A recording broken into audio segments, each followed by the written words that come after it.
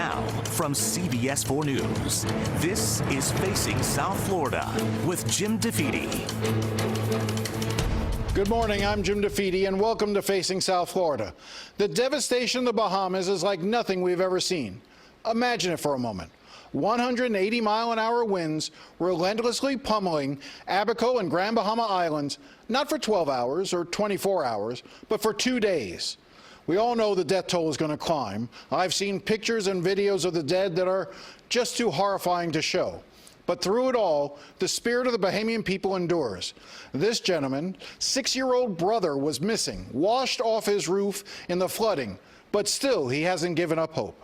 One of the things I can say about our people in the Bahamas, especially Bahamians, we are very much praying people. We are strong individuals. We overcome all of the challenges that are put before us. I've seen it happen over and over and over again. And although Dorian never made landfall in Florida, given South Florida's connection to the Bahamas, it feels like we took a direct hit. Not only is the Bahamas a getaway for many folks, it is important to remember the earliest settlers of Miami were from the Bahamas. Bahamians helped build Miami, and now it may be Miami's turn to help rebuild the Bahamas. Joining me now to discuss the road ahead is State Representative Shevrin Jones, whose family comes from the Bahamas. Chev, thank you very much for coming in. Thank you for having me, Jim. So, you recently took a trip, a very quick trip over to Freeport. Yes. Talk to me about what that experience was like and what you saw. Yesterday, myself and Leader Keone McGee, we went over to the Bahamas, to Freeport to be exact, to take some material over that had been collected here. Being over there, actually landing, and being greeted by the Bahamians, the one thing I can say before I even get into how the island looked, their spirits were still high, although they were missing missing everything. We got on the island, and while on the island, we went into the car, and the first thing you see are cars lined up down the road, and individuals are outside of their car catching crabs as the crabs are crossing. They have resorted to that because there's no food.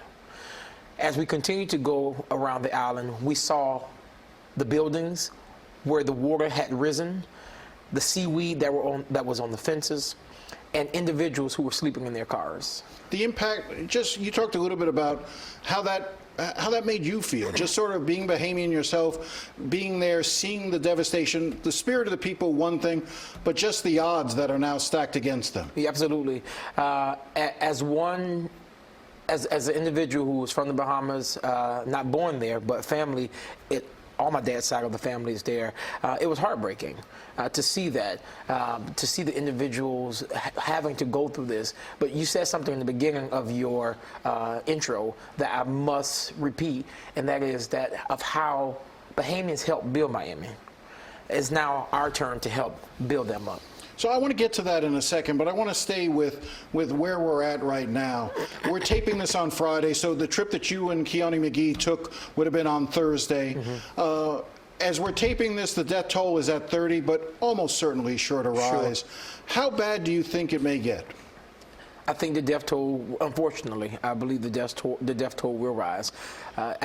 Even coming here today, it was made known that they were pulling more body bags out. So I'm sure by the end of the day, there will be more. Are we talking deaths. Probably hundreds? Probably.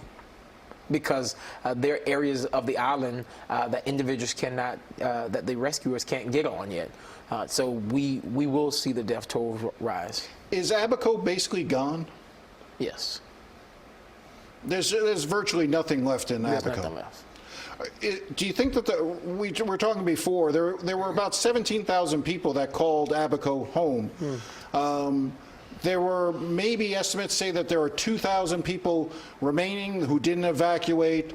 Do you think those 2,000 folks can stay in Abaco, or do you think they're all going to have to be evacuated as well? They will have to be evacuated, and to my understanding, many of them have been evacuated, whether they have gone over to Nassau, whether they are currently in in shelters, whether they are going over to Turks and Caicos. They have an effort to move these individuals to a place of safety.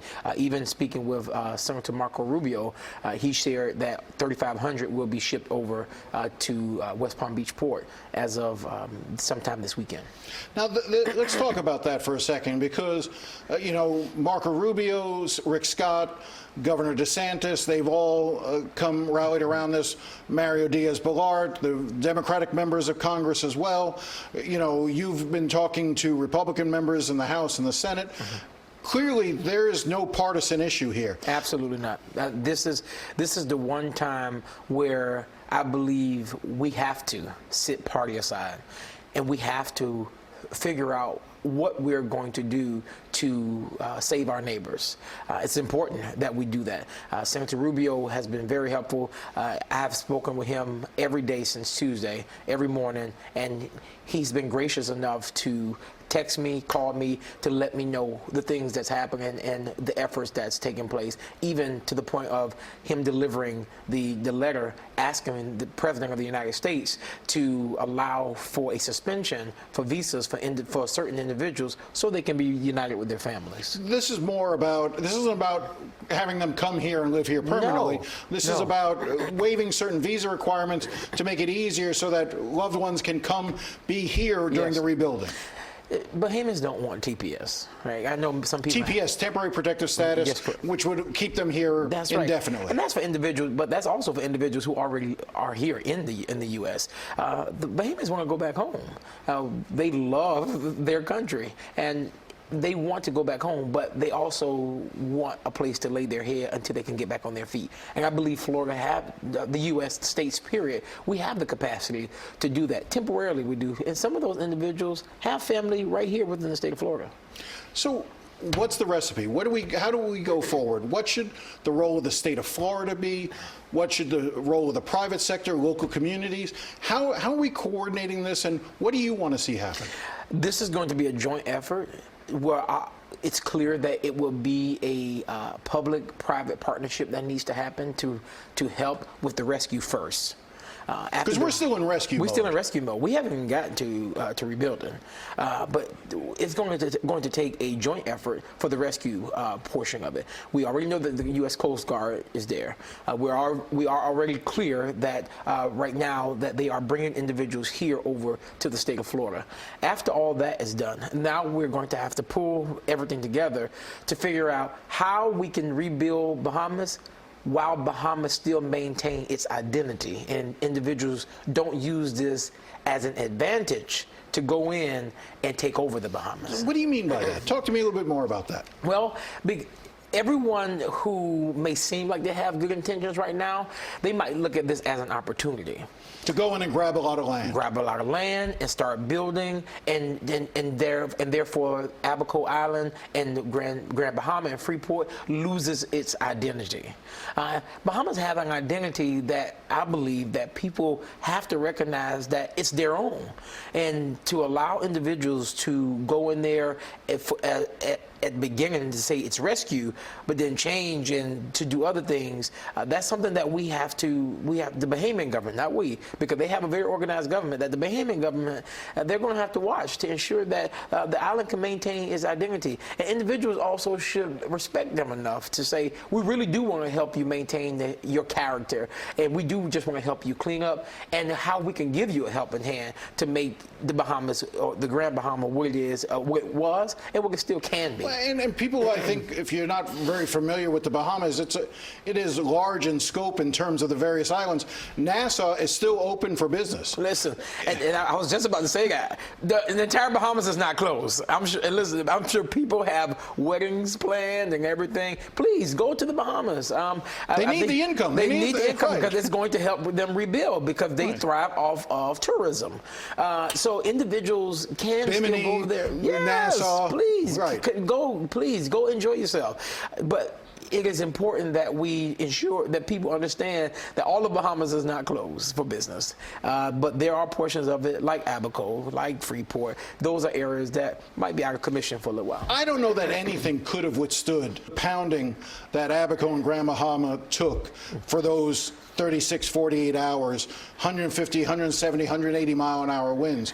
But generally speaking, are the building codes are they similar to Florida's building codes? No, and just to be frank, the Bahamas was already in the position where they were looking at Miami's building codes and how we have our building codes, and they were modeling that. So in the same way, after Hurricane Andrew, everything changed here in Florida. Maybe this will be a spur in the Bahamas to also change their codes. Well, they were already doing that for their new buildings, but now I believe as they build up, that will be something that they look at. Shevrin Jones, this is going to be an ongoing conversation for a long time. I really appreciate your coming in, and we'll be staying on top of it. Thanks, Jim. I appreciate it.